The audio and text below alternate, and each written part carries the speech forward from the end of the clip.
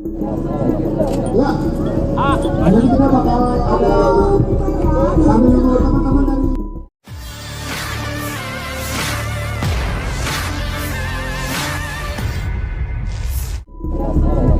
ya, jadi kita bakal ada sambil nunggu teman-teman dari Tragedi berdarah di acara festival komunitas Vespa di Gunung Putri Kabupaten Bogor menjadi sorotan publik. Peristiwa itu berujung adanya tindakan kekerasan dengan aksi cungkil bola mata. Bahkan, sejumlah video terkait aksi tersebut viral di media sosial dan menjadi trending topik.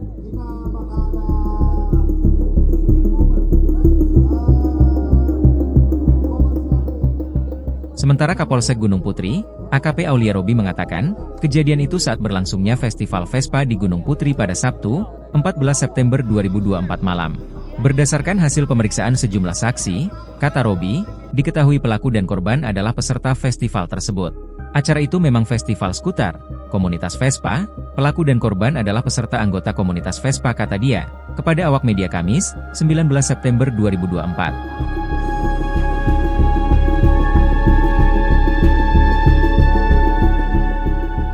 Robi menyebut, korban dan pelaku saling mengenal satu sama lain.